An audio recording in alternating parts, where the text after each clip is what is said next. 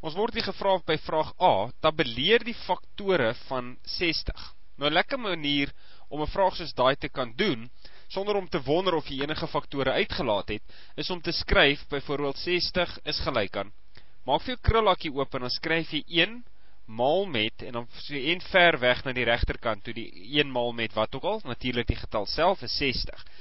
Dan kan jy nou van 1 af begin na regs beweeg. So die volgende getal na 1 wat ons kan gebruik is 2.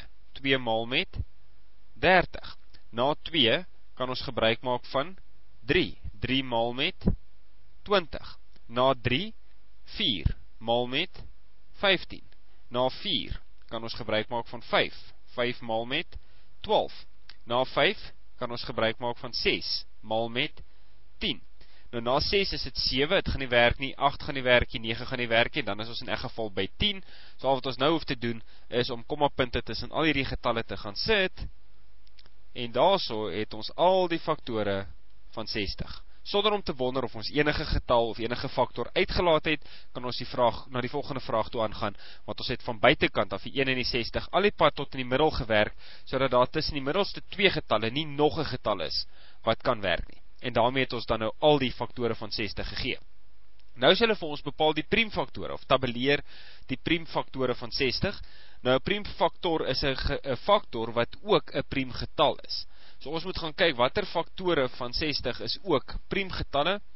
Dit sal 2 wees, 3 wees, en 5 wees. Dit is net 2, 3 en 5, en as jy nou wil seker maak of jy reg is, kan jy altyd gebruik maak van die leertjie metode, om die priemfaktore mee te gaan bepaal. So ons kan dit sommer gou daar doen, sê ons 60, ons begin altyd met die kleinste priemgetal, wat kan indeel in die getal in, so dis 2, 2 gaan in 60 in 30 keer, 2 gaan in 30 in 15 keer. Nou gaan 2 nie meer werk nie, maar ons kan wel 3 gebruik. 3 gaan in 15 in 5 keer. Nou gaan 3 nie meer werk nie, maar 5 gaan werk. 5 gaan homself in 1 keer. En daarso het ons 2 en 3 en 5, dit is dan naamlik, soos ons daar gesê het, die priemfaktore van 60. So het jy hulle so uit die lys uitvat, en of jy die leertjie metode gebruik, jy beantwoord die vraag, naamlik, kry die priemfaktore van enige spesifieke getal. Volgende vraag, bepaal die 4 kleinste veelvoude van 60. Al wat jy dan hoef te doen is om te skryf 1, 2, 3, 4. Dis om veelvoude te bepaal, en ons gaan elke keer 1, 2, 3 en 4 maal met 60.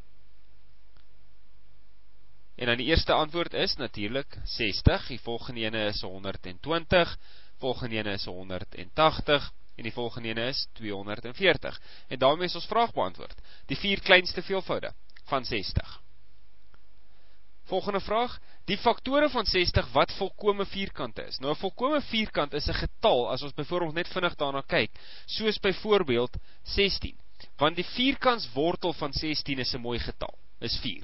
So met ander woorde, ons volkome vierkant sal getalle wees, as ons dit gou kan lys, as ons begin by 1, 2, 3, 4, 5, 6, kom ons maak net so, en ons maal hulle elke keer met hulle self, so 1 maal 1, 2 maal 2, 3 maal 3, 4 maal 4, 5 maal 5, en 6 maal 6, 1 maal 1 is 1, 2 maal 2 is 4, 3 maal 3 is 9, 4 maal 4 is 16, 5 maal 5 is 25, en 6 maal 6 is 36, en dan hierdie getalle wat ons nou hier aan die regterkant het, dit is getalle wat volkome vierkante is. So watter van hulle is ook faktore van 60, is 1 en 4.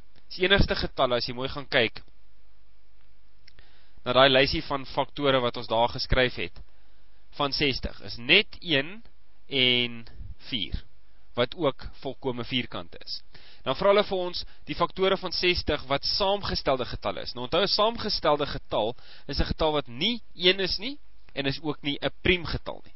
So met ander woorde, watter getalle uit ons lys van faktore van 60 is nie priemgetalle nie, en is ook nie 1 nie, wel dit sal wees 4, en 6, en 10, en 12, en 15, en 20, en 30, en 60. Daai getalle is almal saamgestelde getalle, en dit is die faktore van 60 wat saamgestelde getalle is.